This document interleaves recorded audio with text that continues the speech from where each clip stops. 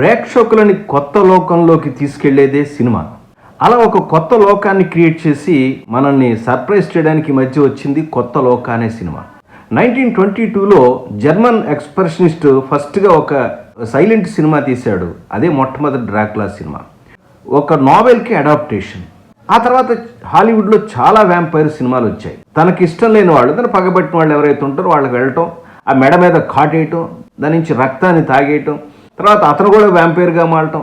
ఆ వ్యాంపైర్ని పోగొట్టాలంటే ఒక పాస్టర్ గారు రావటం, దాంతో ఒక సిలువ తీసుకొచ్చి ఇలా పెట్టంగానే దానిలో అలా రకరకాల ఎఫెక్ట్స్లో మాడి మసైపోయి బొగ్గులాగా అయిపోవటం, ఇట్లా బోలెడు సినిమాలు మనకు వచ్చాయి. దాని నుంచి అడాప్టేషన్గా తెలుగులో రకరకాల భారతీయ భాషల్లో కూడా వచ్చాయి.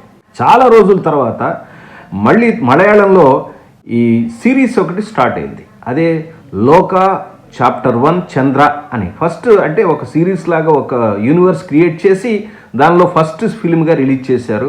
ఆ సినిమాకి మన దుల్కర్ సల్మాన్ ప్రొడ్యూసర్గా కూడా ఉన్నాడు. అంటే విజువల్గా కొత్త లోకాన్ని క్రియేట్ చేయడంలో, క్యారెక్టర్ నిర్మాణంలో, తర్వాత పాత్రని తీసుకెళ్లిన విధానంలో కూడా చాలా చక్కగా తీసుకొచ్చారు. ఆర్టిస్టులు కూడా చాలా బాగా చేశారు. సినిమా చూడటానికి చాలా బాగుంది. నిజంగానే మనం ఒక కొత్త లోకానికి చాలా రోజుల తర్వాత వెళ్ళామా అనిపిస్తూ ఉంటుంది. ఈ సినిమాలో నాకు ప్రధానంగా నచ్చింది ఏంటంటే, మలయాళంలో ఉన్నటువంటి ఒక లోకల్ ఫోక్ స్టోరీని ఇంటర్వెల్ బ్యాంగ్లో అడాప్ట్ చేసి దీనికి కథకి కనెక్ట్ చేశాడు. అంటే ఈ వ్యాంపైర్ క్యారెక్టర్ పుట్టడానికి కారణం ఏంటనేది మన ఇండియనైజ్ చేశారనమాట. ఇది ఈ సినిమాలో ఇంట్రెస్టింగ్ పాయింట్.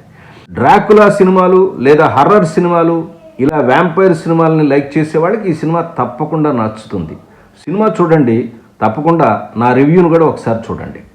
ఇలాంటి సినిమా సంబంధిత వీడియోల కోసం తెలుగు యంగ్ డైరెక్టర్స్ మీకోసం ఎప్పుడూ ఉంటుంది. నచ్చితే లైక్ చేయండి, షేర్ చేయండి, సబ్స్క్రైబ్ చేయండి.